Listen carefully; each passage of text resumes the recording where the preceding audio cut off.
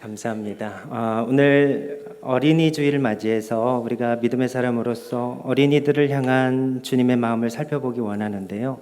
그래서 이제 오늘 말씀을 통해서 몇 가지를 함께 말씀을 드리겠습니다. 첫 번째는 주님은 주를 사랑하는 아이를 축복하기를 원하신다는 것입니다. 여러분 이 말씀 좀 잘 기억해 주시면 좋겠습니다. 주님은 주를 사랑하는 아이를 축복하기를 원하신다. 여러분 오늘 13절 말씀을 보시면 어른들이 어린아이들을 데리고 예수님께 나왔습니다. 그래서 이제 그들의 바램은 예수님께서 그들이 사랑하는 어린아이들의 머리를 쓰다듬어 주시기를 원한 것이었습니다. 그래서 이제 다른 본문에는 뭐 안수해 주기를 원하셨다 뭐 이렇게도 표현을 하는데 이제 머리에 조금 손을 얹어 주시기를 원했던 것으로 보이고 머리를 조금 쓰다듬어 주시기를 원했던 것으로 보입니다. 여러분 큰 바람은 아닌 것처럼 보이죠. 왜 어른들이 아이들을 예수님께 데리고 왔을까? 두 가지 정도를 생각해 볼 수가 있을 거예요. 그래서 예수님을 믿는 부모나 뭐 또 할아버지, 할머니, 그 밖에 어른들이 자신이 정말로 사랑하는 아이가 예수님께 안수받는다면 그가 복을 받을 것이라 하는 믿음이 있었기 때문에 예수님 제발 한 번만이라도 안수해 주십시오. 이 아이가 예수님께 축복을 받기 원합니다. 그래서 이제 그 아이를 정말 사랑해서 부끄러움을 무릅쓰고 수많은 인파를 뚫고 아이를 데리고 나왔을 것입니다. 또 다른 경우는 아이가 진짜 원해서 아이가 좋아하는 그 일을 이루어 주기 위해서 부모님이나 어른들이 발벗고 나서는 경우가 있을 것입니다. 여러분들 뭐 간혹 뭐 스포츠 경기를 보면 뭐 카메라 이렇게 잡는 경우가 있는데 아이가 선수 손 한번 붙들려고 펜스 같은 데서 막 손을 이렇게 막 흔드는 거. 그러면 한 선수가 탁 가가지고 손을 탁 쳐줬을 때 그 아이가 막 감동을 먹고 심지어는 어떤 친구들은 막 우는 것을 보게 되는데 처럼 다른 한 경우는 어떤 경우이냐 하면 이처럼 그 아이가 정말로 원하는 것, 예수님 앞에 나아가길 원했고 예수님께 안수받기를 원했고 예수님이 좀 손으로 머리를 쓰다듬어 주셨으면 좋겠다 이제 그런 마음을 가지고 이제 예수님 앞에 나아가고 싶은데 어른들이 너무 많잖아요.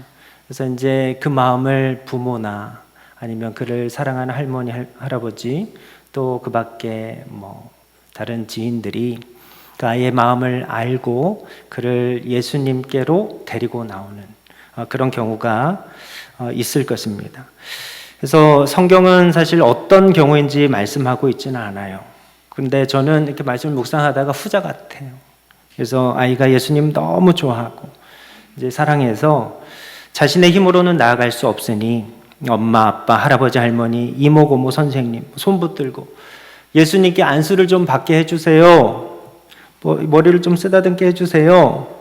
이제 그렇게 요청한 것으로 보이고 그 아이를 사랑하는 어른 입장에서는 어떻게 그 아이의 간절한 외침을 외면할 수 있습니까? 그러니까 사람이 정말 많고 그리고 수많은 사람들에게 둘러싸여 있고 또 창피를 무릅쓰고 예수님께 그 수많은 인파를 뚫고 그리 바쁘신 예수님 앞에 머리 한 번만 쓰다듬어 주십시오. 안수해 주십시오 하고 나선 것 같습니다. 그런데 이제 문제가 하나 생겼습니다. 사랑하는 마음 때문에 어렵게 시도를 했는데 예수님 제자들에게 말을 했지 않았겠습니까? 그런데 예수님 제자들이 막 꾸짖어요. 지금 예수님 바쁘신 거 안 보이냐? 지금 예수님이 해야 될 일이 얼마나 많은데 그 안수하는 일, 병자도 아니고 그리고 뭔 큰 문제가 있는 것도 아니고 그 아이가 뭐라고 예수님 앞에 안수를 받게 하느냐? 시간 없다, 바쁘다. 이제 이런 취지로 그 어린이와 어른들을 꾸짖었다는 것입니다. 저는 이 부분을 좀 주목하고 싶어요. 제자들이 왜 꾸짖었는가? 아마도 그들은 아이들이 예수님께 안수받는 것, 축복받는 것을 대수롭지 않게 여겼던 것으로 보입니다. 그래서 정말 예수님 바쁘시고 하실 일도 많은데 그런 일은 사실 그렇게 중요한 일이 아니다. 그들이 그런 생각을 가지고 마치 이 어린 아이들이 예수님 앞에 나와 안수받는 것, 축복받는 것이 그것을 막는 것이 지금 주님의 구원 사역을 돕는 것으로 생각을 했다는 것입니다. 그런데 실제로 예수님은 어떠셨어요? 예수님께서 그 모습을 보시고 노하셨다고 되어 있습니다. 그러니까 이 지점이 참 중요해요. 예수님께서 분을 드러내신 것이 성경에 몇 번 나타나지 않습니다. 예를 들어서 성전이 은혜 받는 곳이 아니라 장사꾼의 소굴로 만드는 자에게 분을 보이셨어요. 장사하는 곳으로 만들어버리고 다른 사람으로 다 장사하게끔 만드는 그런 모습으로 신앙을 이끈 사람들에게 분을 보이셨습니다. 그리고 주님께서 채찍으로 그들을 다 내쫓으시자 비로소 예수님의 은혜가 필요한 사람들이 주께로 나올 수 있었다. 성경은 증언하죠. 또 38년이나 전신 마비 상태로 살던 이를 안식일에 고쳐주셨어요. 얼마나 놀라워요. 38년, 자그만치 38년. 전신이 마비돼서 움직일 수 없는 그 사람을 예수님께서 안식일에 고쳐주셨어요.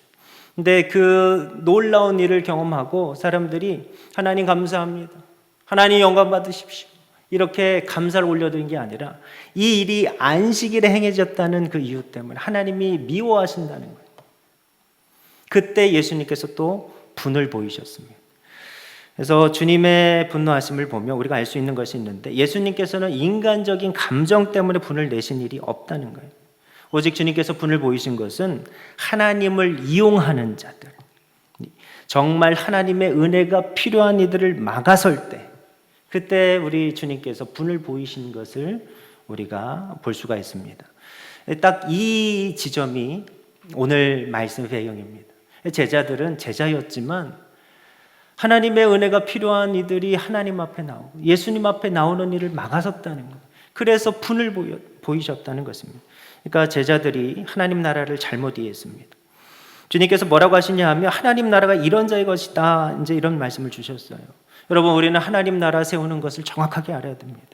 예수님은 예수님을 사랑하며 자신의 죄를 고백하며 예수님께 믿음으로 나오는 자를 그 신분과 처지와 상황과 형편에 따라 차별하지 아니하시고 오직 하나님의 백성으로, 하나님의 가족으로 영접해 주신다는 거예요. 우리 사람들은요, 그 사람이 조금 세상 지위가 있고 물질도 괜찮고 뭐 배경도 괜찮고 지적인 능력도 있고 그러면 그 사람은 좋은 귀 여기고 어떤 사람들은 멸시천대하고 이제 이런 차별이 우리 가운데 있지만 우리 주님은 그런 외모로 사람을 차별하거나 판단하거나 대우하시는 분이 아니라는 거예요. 여러분, 이게 참 중요합니다. 우리 주님께서는 오직 주님을 사랑하고 진실한 믿음으로 주께 나오는 사람들로 하나님 나라를 채워가시고 세워가시는 줄로 믿으시기를 바랍니다. 여러분, 이게 참 중요합니다. 여러분, 세상 사람들은 심지어는 예수님의 제자들조차 그들의 세상 기준을 가지고 하나님 나라를 오해하고 차별했어요. 그러나 우리 주님은 결코 차별하지 아니하세요. 우리 너무나 귀히 여기신다는 거예요. 예수님을 영접한 사람들, 주를 진실로 사랑하고 받아들이는 사람을 귀히 여겨주신다는 것입니다. 여러분, 주님께서 보시는 것은 그의 세상주의가 아니라는 것이고 주님이 보시는 것은 오직 그의 진실한 믿음과 주를 향한 열심과 사랑인 줄로 믿으시기를 바랍니다. 회개하고 돌이키는 그 마음입니다. 주님은 그가 주를 사랑하시는지 아닌지를 정확하게 알고 계신다는 것입니다. 자, 우리 15절 말씀인데요. 다 같이 한번 읽어보겠습니다. 자, 시작.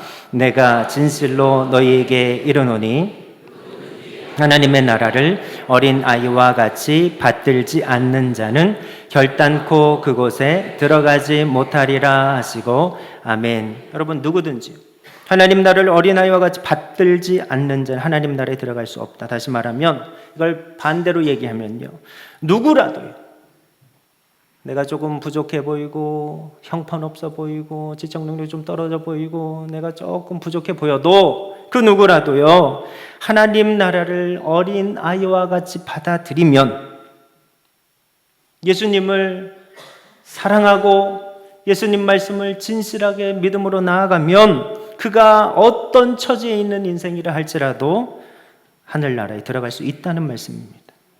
여러분, 이 하늘나라는 쉽게 말하면 삼일체 하나님, 예수 그리스도를 의미합니다. 그러니까 예수님을 어린 아이와 같이 받아들이는 것을 얘기하는데 그것이 무슨 의미입니까? 여러분, 이거는 아이를 키우는 부모라면 다 아실 거예요. 아이 어떻습니까? 눈만 뜨면 누굴 찾아요? 엄마를 그렇게 찾아요. 간혹 엄마가 조금 세면 아빠를 찾는 경우도 있는데 보통은 아이는 엄마를 찾는 것 같아요. 밥을 먹어도 엄마, 그리고 학교를 가도 엄마, 어려운 일이 있으면 엄마, 기쁜 일이 있어도 엄마, 좋은 일이 있어도 엄마, 잠을 잘 때는 엄마 옆에 없으면 잠도 못 자요. 그리고 막 자다가 막 제가 찾자 이렇게 찾다가 없으면 어떻게 해요? 엄마! 막 찾으러 돌아다니잖아요. 그래서 자녀를 키우면 여러분, 이런 모습을 보면 예수님을 어린아이와 같이 받아들인다는 것이 무슨 의미인지를 잘 알 수 있습니다. 예수님을 진실하게 사랑하는 거예요. 예수님이 없으면 안 됩니다. 예수님을 순수하게 사랑하는 거예요. 여러분, 지금 이 아이들이 예수님 앞에 나올 때 예수님께 뭐 대단한 것을 요구하거나 원한 것이 아니었죠. 정말 예수님을 사랑한 것이고 예수님과 함께 있고 싶어 했고 예수님께서 머리 한번 쓰다듬어 주시면 내가 참 행복하겠다, 이런 마음이 있었습니다. 여러분, 그런데 우리 주님께서는 그 마음을 다 아셨다는 거예요. 사실 어른이 되면서 우리는 수수한 사랑을 잃어버리기 시작하는 것 같아요. 자꾸 사랑이라고 하지만 거래를 하게 되죠. 내가 누군가에게 100을 주면 100을 조금 받았으면 좋겠어요. 못 받았으면 조금 손해본 것 같아요. 내가 축의금 얼마 했는데 얼마가 안 들어왔어요. 그러면서 좀 손해본 것 같아요. 여러분, 그리고 또 내가 요만큼밖에 안 했는데 더 많이 얻었어요. 그러면 조금 이익 본 것 같고 남는 장사한 것 같고, 이제 어른은 그런 따지고 계산하는 그런 마음이 있더라는 것입니다. 우리가 예수님 앞에 나아갈 때 늘 주님 말씀을 기억해야 됩니다. 계산하지 않는 거예요. 따지지 않는 거예요. 예수님을 진실로 사랑하지 아니하고 어린아이들처럼 받아들이지 아니하는 사람은 하나님 나라의 임재를 경험하기는 불가하다고 말씀을 하시죠. 예수님 말씀을 진실로 믿고 의심 없이 믿어야 됩니다. 사단이 역사할 때 있습니다. 예수님이 무슨 꿍꿍이가 있어서 이런 말도 안 되는 말씀을 하시는 거다. 천국이 어디 있냐? 지옥은 어디 있냐? 부활은 어디 있냐? 승천은 어디 있냐? 기적은 어디에 있냐? 이거 다 거짓말하는 거 아니에요. 이거 거짓말이나 해서 뭔가 돈이나 뜯어내고 지배하려고 이런 말씀 적어놓은 거 아니냐? 만약에 이런 마음으로 주님께서 우리를 건져주시기 위해서 생명의 말씀을 주시고 생명의 기적을 보여주시고 은혜를 주신 것을 무시하고 왜곡하게 된다 그러면, 여러분, 하나님의 은혜를 그런 나쁜 마음으로 받아들이게 된다 그러면, 변질시켜버리게 된다 그러면, 여러분, 하나님과 동행하는 하늘나라를 경험하기는 불가하다라고 말씀을 주고 계세요. 여러분, 우리는 주님을 진실하게 믿어야 합니다. 여러분, 십자가 사랑이 무슨 거짓이 있습니까? 예수님이 실제로 죽으셨죠. 기록도 있잖아요. 죽으셨던 기록이 있어요. 무덤은 없어요. 여러분, 주님께서 거짓말을 그리 미워하시는 분인데요, 어떻게 예수님께서 거짓말을 하실 수 있겠습니까? 거짓말하는 사람들을 그렇게 우리 주님께서 그렇게 미워하셨는데 어떻게 우리 주님께서 거짓말을 하실 수 있겠습니까? 인간의 모습으로 오신 하나님께서 어떻게 거짓말을 하실 수 있겠습니까? 여러분, 우리는 예수님의 이 귀한 음성과 예수님의 귀한 사랑을 곡해해서는 안 됩니다. 나쁜 마음으로 받아들여서는 안 된다는 거예요. 우리 주님께서는 우리를 너무나 진실로 사랑하시고 우리가 천국의 길로 인도함 받기를 너무나 원하신다는 것을 우리는 늘 기억해야 된다는 것입니다. 여러분, 십자가 사랑이 거짓이 아니라 그러면 우리는 주님을 사랑하지 않을 수가 없습니다. 우리 주님께서 먼저 사랑하셨기 때문에 우리는 예수님을 사랑하지 않을 수가 없어요. 서로 사랑의 관계가 되지 않을 수 없습니다. 마치 아이가 엄마를 사랑하듯 엄마가 아이를 사랑하듯 그런 사랑의 관계가 되지 않을 수가 없습니다. 우리 주님께서는 사실 우리가 예수님을 사랑하는 것보다 더 우리를 사랑하고 계시고 이미 먼저 사랑하심으로 우리를 사랑 관계로 초청하고 계시다는 것을 우리는 기억해야 됩니다. 여러분, 예수님이 저와 여러분을 그 어떠한 세상 기준으로도 판단하지 아니하시고 저 사람은 그래도 야 너는 그래도 좀 잘생겼으니까 내가 이뻐한다. 너는 그 조금 못났으니까 내가 미워한다. 이런 모습으로 우리 주님께서 사람을 차별하지 아니하신다는 거예요. 우리 주님께서는 이미 저와 여러분들을 사랑하셨기 때문에 십자가를 지셨습니다. 어떤 사람들은요, 야 십자가 사랑은 다 준 거 아니야? 이렇게 예수님의 그 십자가 사랑을 폄훼해요. 그렇지 않습니다. 예수님께서 바로 당신의 죄를 지시기 위해서, 저의 죄를 대속하시기 위해서 십자가 사랑으로 우리를 건져내셨음을 믿으시기를 바랍니다. 그리고 또 이 자리에 우리가 있는 이유는 뭐예요? 여러분들 지금 다 환한 미소로 우리 하나님 앞에 나아가고 계시지만 여러분들 다 은혜가 있어서 하나님께서 지금까지 건져주시고 축복해주시고 인도해주셔서 지금 이 자리에 있는 줄로 믿으시기를 바랍니다. 사람은 잘 모르잖아요. 어떤 과거가 있는지, 어떠한 만지심이 있는지, 어떤 역사가 있는지 모르잖아요.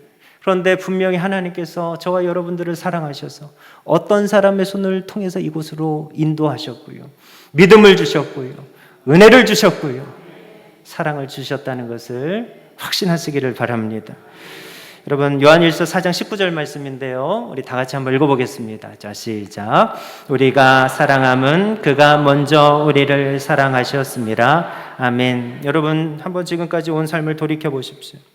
여러분들 어떤 모습으로 이 자리에 앉아있든 예수님께서 여러분을 먼저 사랑하셨기 때문에 이 자리에 계십니다. 그리고요, 놀라운 일은 우리는 사랑을 아는 존재가 아닌 거예요.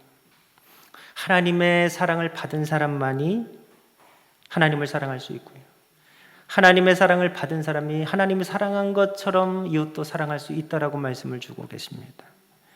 여러분, 우리 주님께서 그렇게 우리를 사랑하셨는데, 우리 예수님께서 우리에게 가장 주고자 하시고 싶어 하시는 것이 바로 구원입니다. 영생입니다. 하늘나라에 들어가는 것입니다. 하나님의 가족이 되는 것입니다. 하나님의 자녀로 살아가는 것입니다. 여러분, 이것은요, 어린 아이와 같이 예수님을 사랑하고 진실하게 믿는 자들에게 주어지는 축복이라 하셨습니다.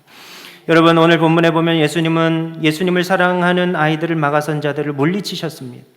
그리고 예수님을 사랑하는 아이들을 주목하시고 그들을 안수하시고 축복해 주시고 귀히 여기시고 높여 주셨어요. 어린아이 하나를 세우시고요, 이 어린아이를 높여 주셨어요. 그 수많은 사람들 중에서 예수님을 정말로 사랑하는 그 아이를 높여주시게 된 것입니다. 여러분, 어른들은 아이라 귀히 여기지 아니했지만 예수님은 주를 사랑하는 아이들을 높이셨다는 거예요. 그래서 주님을 진실하게 믿고 사랑하는 자를 결단코 외면하는 분이 아니시라는 것입니다. 여러분, 그들을 통해서 주님은 우리에게 분명히 교훈을 주고 계십니다. 주를 사랑하는 자라 그러면 그 어떤 사람이라 할지라도 내가 좀 지식이 부자르고 부족해 보여도 하나님 나라의 가족으로 맞아주시고 그들로 하나님 나라를 세워가신다는 거예요. 그래서 바라기는 우리 사랑하는 모든 성도 여러분들, 이 예수님의 사랑을 받아들이시고 예수님을 사랑할 수 있는, 그리고 예수님과 엄마와 자녀의 관계처럼 서로 사랑하는 귀한 관계가 되시기를 예수님의 이름으로 간절히 축복합니다. 자, 우리 옆에 계시면 손을 붙들고 예수님을 사랑하십시다. 아멘. 두 번째, 한 가지만 더 말씀을 나누고 싶은데요, 하나님의 지혜로 세상을 살라는 것입니다. 제가 우리 다음 세대들과 꼭 나누고 싶은 말씀이에요. 하나님의 지혜에 관한 말씀입니다. 여러분, 요즘 시대를 보면 유튜브 시대이고 유튜브에서 수많은 강연들이 있죠. 자기 개발. 그래서 수많은 사람들이 어떻게 하면 이 땅에서 잘 살 수 있어요? 지혜가 무엇인가? 해서 수많은 사람 강연도 듣고요. 어떤 사람 학원도 다니고, 어떤 사람 막 찾아다니고. 그래서 세상의 지혜를 막 해서 잘 살아보려고 애를 쓰지만, 사실 성경은요, 진짜 지혜에 대해서 아주 간단하고 단순하고도 아주 정확하게 증언을 하고 있는데요. 먼저 어리석은 자에 대해서 이렇게 증언을 합니다. 그가 정말로 똑똑한 사람처럼 보이는데 결국 어리석음으로 끝나는 인생은 누구인가? 자, 시편 14편 1절 말씀. 자, 우리 다 같이 한번 읽어보겠습니다. 자, 시작. 어리석은 자는 그 마음에 이르기를 하나님이 없다 하도다. 저희는 부패하고 소행이 가증하여 선을 행하는 자가 없도다. 아멘. 여러분, 그 마음에 하나님이 없다고 말하는 사람을 어리석은 사람이라 말을 합니다. 그래서 핵심은 마음이에요. 겉모습은 얼마든지 하나님 살아계시죠. 하나님이 있죠. 하나님 믿죠. 그렇게 할 수 있어요. 그런데 그 마음에는 정말로 뭐 하나님이 있겠어? 뭐 하나님이 있겠어? 라고 믿고 사는 사람들. 이제 그런 사람들은 반드시 어떤 결과를 맺게 되냐 하면 부패하게 된다. 마음이 부패하게 된다. 그래서 결국은 그 인생이 부패로 끝맺음을 당하게 된다는 것이 성경의 아주 귀한 교훈입니다. 여러분, 그들은 어떻게 되냐면 놀랍게도요, 선을 행하는 사람이 한 명도 없대요. 하나님이 없다고 믿는 사람들은 선을 행하는 사람이 아무도 없대요. 결국은 그가 행한 부패의 삶의 열매로 그는 망할 수밖에 없는 어리석은 자가 된다라고 성경 교훈하고 있습니다. 여러분, 세상에 정말 똑똑하고 유명하고 돈 많이 벌고 훌륭해 보이고 세상 명성 다 얻은 그 사람이라 할지라도 그 안에 하나님이 안 계시면요, 그는 멸망할 수밖에 없는 어리석은 인생으로 끝날 수밖에 없다는 거예요. 왜? 부패하기 때문에. 썩어버리게 되기 때문인 것입니다. 그렇다면 정말 지혜로운 사람은 누구인가? 자, 우리 잠언 9장 10절 말씀인데요. 자, 우리 한 목소리를 합독하겠습니다. 자, 시작. 여호와를 경외하는 것이 지혜의 근본이요 거룩하신 자를 아는 것이 명철이니라. 아멘. 지혜의 근본, 지혜의 출발, 지혜의 시작. 여러분, 단추 처음 잘못 끼우면 끝에 어떻게 돼요? 잘 여미는 것 같은데 제대로 못 입어요. 다시 나 풀러야 돼요. 지혜의 출발은 무엇이에요? 바로 하나님을 경외하는 것이라. 그 하나님을 경외하는 것은 뭐냐 하면요, 하나님을 사랑하는 거예요. 그런데 하나님께서 어떤 분이신 줄 아니까 두려운 거예요.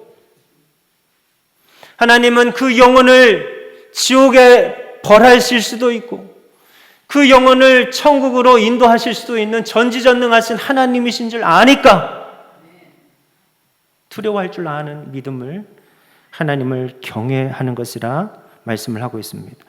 또 이 명철에 대해서 말씀하고 있는, 이건 분별력을 얘기해요. 우리가 삶을 살면서 야, 이렇게 해야 되나 저렇게 해야 되나 막 고민하잖아요. 그때 정말 명철한 선택을 할 수 있는 길은 뭐예요? 거룩하신 자를 아는 거예요. 하나님이 얼마나 거룩하신 분을 아는지를 아는 인생이 잘 분별할 수 있더라는 것이에요. 여러분, 저는 바라기는 우리 사랑하는 모든 성도 여러분, 특별히 우리 다음 세대, 우리 사랑하는 동성애 자녀들이 하나님을 경외하는 자들이 되시기를 예수님의 이름으로 간절히 축복합니다. 자, 우리 옆에 계신 분들 이렇게 눈을 동그랗게 쳐다보고요, 진심이 전해지게 손을 붙들고 하나님을 경외하십시다.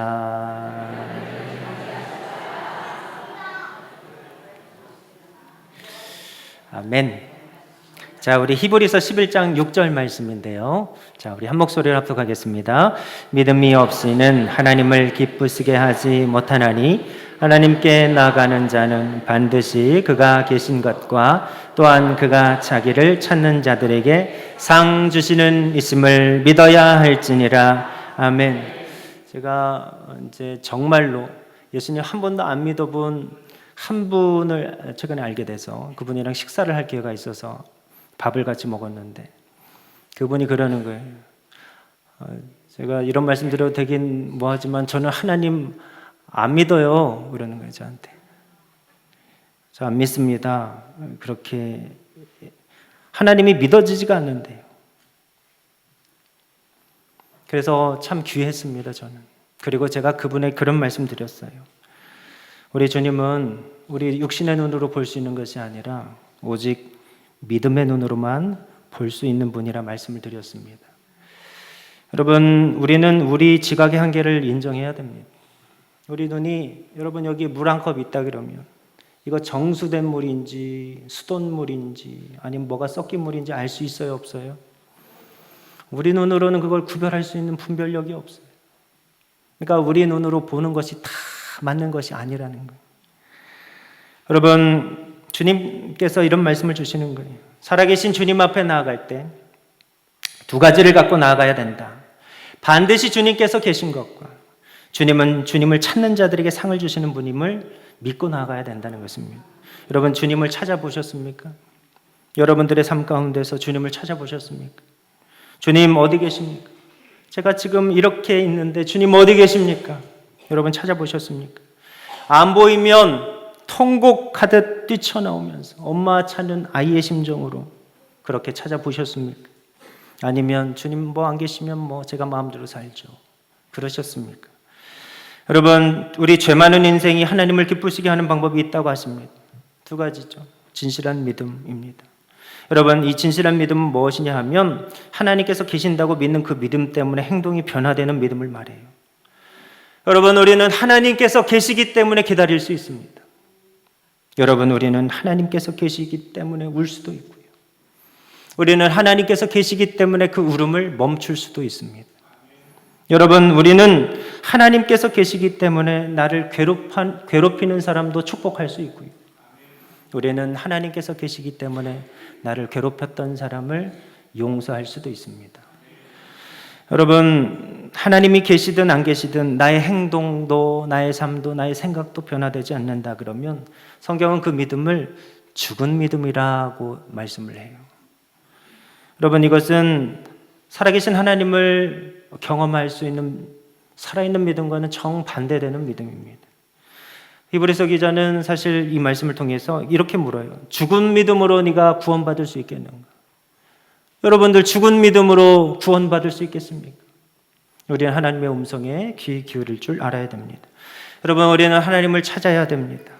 어떤 분은 상처받았을 때 하나님을 찾는 분이 계시고, 어떤 분은 큰 고난 앞에서 하나님을 찾는 분도 계시고, 어떤 분은 감사할 때 하나님을 찾는 분이 계시고, 그렇게 찾는 분이 계시는데 주님은 찾으라 하셨습니다. 여러분, 한번 찾아보십시오. 우리 주님을 찾아보십시오. 찾다가 못 찾겠으면 한번 구해보세요. 주님을 찾기를 원합니다. 어디 계십니까? 그리고 주님을 찾을 수 있는 귀한 문 앞에 우리가 서게 하시는데 그때 문을 두드려 보십시오. 그러면 주님께서 그 문을 열고 우리를 만나 주실 줄로 믿습니다. 제가 이번 한 주간 우리 찬양팀이 찬양 참 열심히 해주셨는데 그 찬양하면서 참 하나님의 임재를 경험했어요. 전율을 경험했습니다. 그래서 경험해 보신 분들은 아실 거예요. 하나님께 찬양할 때 너무 기쁨이 넘치고 샘솟고요.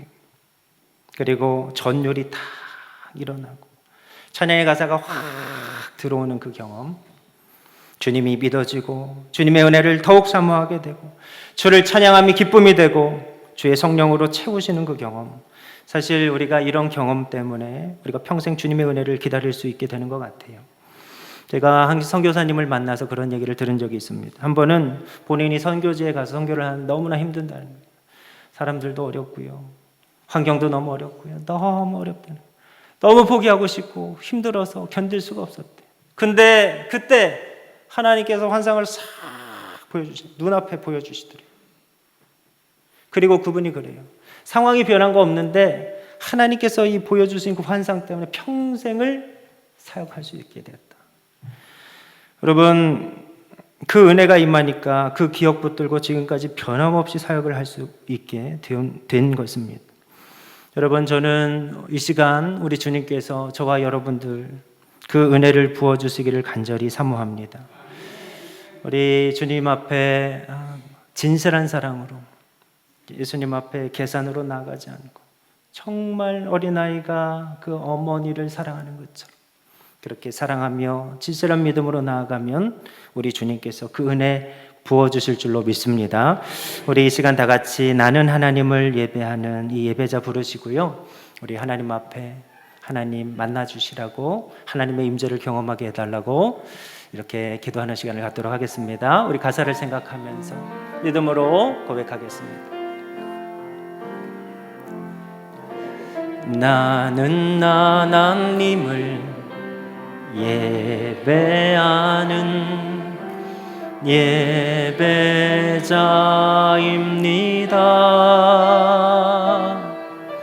내가 서 있는 곳 어디서나 하나님을 예배합니다.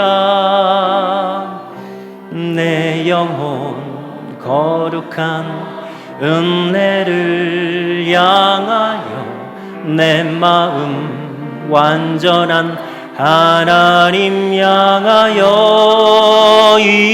이곳에서 바로 이 시간 하나님을 예배하 내 영혼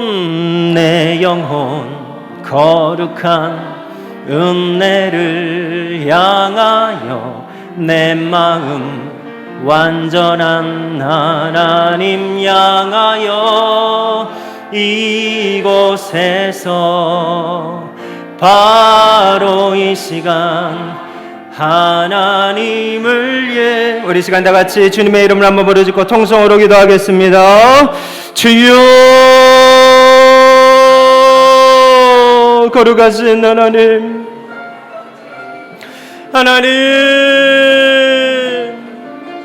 우리가 하나님을 사랑하기 원합니다. 하나님이 우리를 먼저 사랑하여 주심으로 우리가 하나님의 사랑을 외면하지 않기를 원합니다. 주님께서 십자가 사랑으로 우리를 사랑해 주셨는데 그 사랑을 왜곡하지 않게 되기를 원합니다. 십자가의 사랑이 분명하다면 예수님을 사랑하지 않고 우리가 어찌 살 수 있겠습니까? 예수님, 하나님이 계셔서 우리가 기다릴 수 있고, 하나님이 계셔서 우리가 축복할 수 있고, 하나님이 계셔서 우리가 사랑할 수 있고, 하나님이 계셔서 우리가 우리에게 상처 준 자들을 용서할 수 있는데, 하나님, 이 시간 우리 사랑하는 성도들 마음 가운데 성령을 보여주셔서 하나님이 살아계심이 믿어지게 하시고 하나님의 사랑이 그 마음 가운데 부어지게 하여 주셔서 거듭난 자요, 하나님 나라에 들어간 자요, 천국 백성으로 하나님의 은혜 가운데 살 수 있도록 은혜를 더하여 주시옵소서. 거룩하신 주님 감사합니다. 우리를 사랑해 주심 감사합니다. 우리를 하나님의 사랑으로 초청해 주심 감사합니다. 하나님을 사랑하기 원합니다. 하나님의 크신 은혜를 경험하기 원합니다. 이 시간 성령 하나님 우리 마음 가운데 들어오셔서 하나님이 믿어지게 하시고 하나님의 은혜를 깨닫게 하여 주시옵소서. 거룩하신 예수님의 이름으로 감사하며 간절히 기도하옵나이다. 아멘.